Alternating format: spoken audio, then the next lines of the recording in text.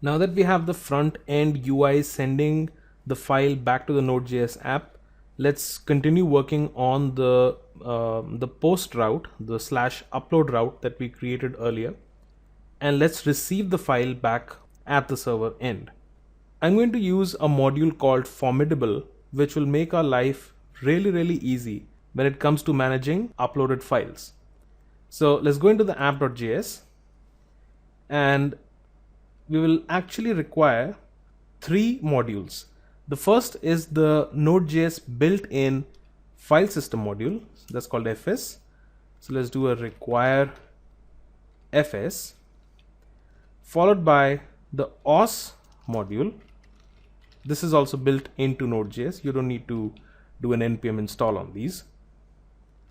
And then we will call the Formidable module. And this will require an npm install. So let's go to the terminal and let's do an npm install formidable --save. So once this installs, then we will also pass in references to the fs, os and formidable into our routes.js function. So let's pass in formidable, fs and os. Back in the routes.js, let's receive these references like so. Now in the upload route, let's start by creating a variable called new form, and we'll set this to a new instance of formidable dot incoming form. So formidable dot incoming form will receive the form that comes in, will receive the form data that comes in, and will process and will do the needful. Next, since we are receiving a file upload, we're going to set a property called keep extensions, and we'll set this to true. This will ensure that the extensions of the file that are being received will be preserved.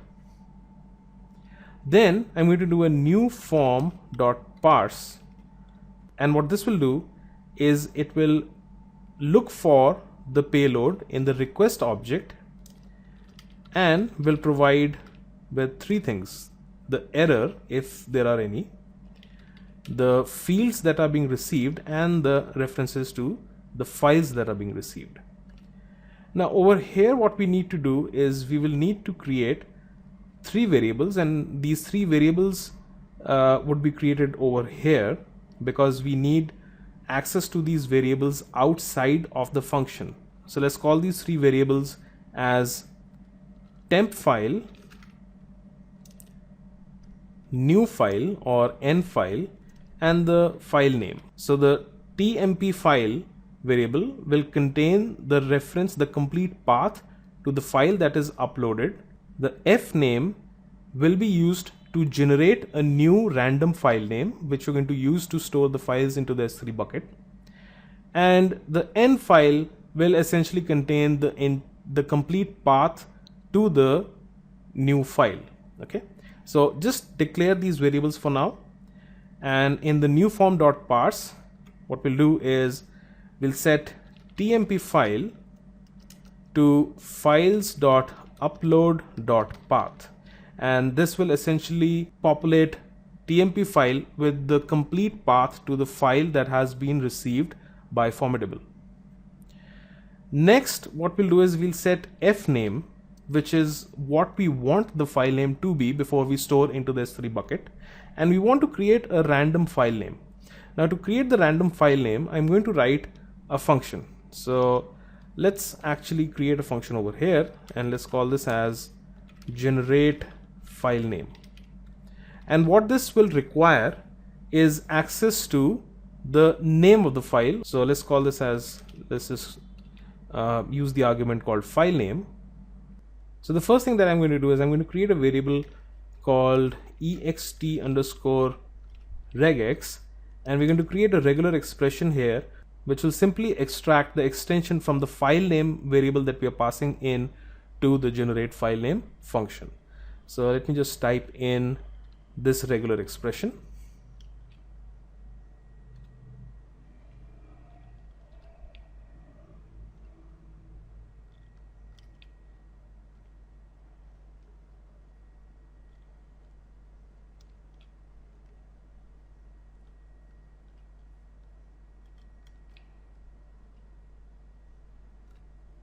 There you go. And once we have this, we will run this by doing a ext underscore regex dot exec or execute over the file name variable that we are passing into the function. And this will give us two parts of the file name itself and the extension. And we want to access the second property, which will have the index of 1.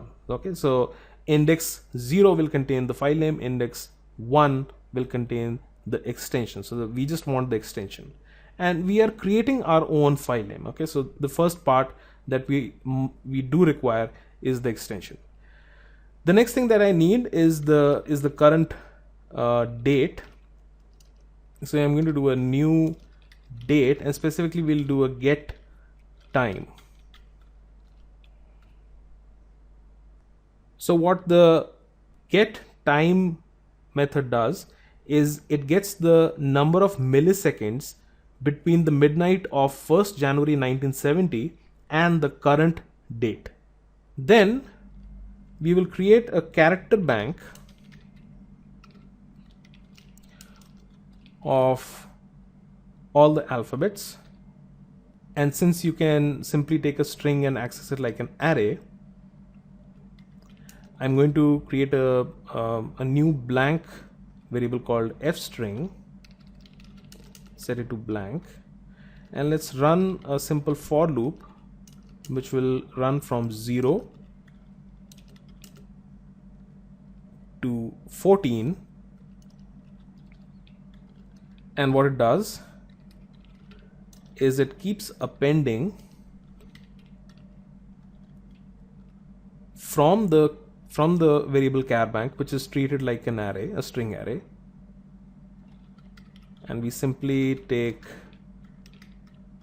random numbers and multiply it with 26.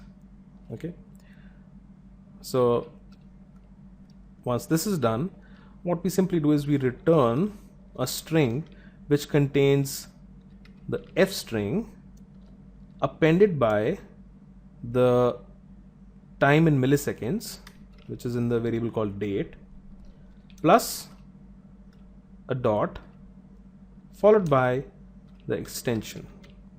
Okay, the extension that we had extracted earlier. So before I use this function, let me just copy this and test this out. So just simply go into Chrome, open the Chrome console, and let's just drag this over here. I'm going to paste this, press enter, and let's invoke the function and see what we get. So oops, so let's do a generate file name, and let's say the file name is called my photo.jpg, and when we press enter, it returns this randomly generated file name. Okay, so let's just do this again, my photo01, and we get a new randomly generated file name. So that's what the function is all about. It creates a randomly generated file name, and this is what will ensure that we get unique file names on the S3 bucket. So going back, now that we have this, the fname property, the fname variable, will simply invoke the generate file name and will pass in files.upload.name, and files.upload.name is the property which contains the name of the file that has been uploaded. So once I'm done with this, I will populate the n file variable with os.txt os.tmpdir. So os.tmpdir is where I'm simply using the os module to get access to the temporary directory on the server. So I may be running this app on a Windows machine, or I may be running this on a Linux machine or on a Mac. The OS module, which comes built into Node.js, will ensure that I get access to the temporary directory where all the files are stored once they're received back at the server end. So since we want to get access to the file, we want to get access to the complete path to the file, we will use os.tempdir, and we will append a / followed by the fname, that is the newly generated file name. Okay, so the TMP file contains the complete path to the file that has been uploaded. The fname contains a new randomly generated file name, and the n file contains a complete path to the newly generated file name. So what you need to understand here is that we have not renamed the file. The file has been received and has its own file name, but we need to rename the file, which we're going to do in a second. Two more things that I'm going to do is we're going to send back in the response 200, where the content type will be simply set to text/plain, and we want to end the response here. Now, when the file upload completes, okay, and how do you actually monitor for that is by using the new form variable, and we are looking for an event called end. So once the end happens, then what we need to do is we need to invoke the fs.rename. The fs.rename method will actually rename the file from its original upload name, so whatever the original upload name may be. Okay, so TMP file refers to the complete path to the file that has been uploaded in its original file name, and we want to rename this to the n file variable. So the n file contains the complete path and the file name, which we have just generated using the generate file name method. This will take a callback function, and once this rename is done, then we will proceed to resize the image, and we will upload this file into the S3 bucket. Okay, so just to recap, what we are doing here is in the /upload route, we are receiving the file using the formidable module. We are then generating a new randomly created file name using the function that we just created. And once the file uploads completely, what we simply do is we rename the file using the fs module, the fs.rename method. And once the rename is done, then we will process the file before putting it in the S3 bucket.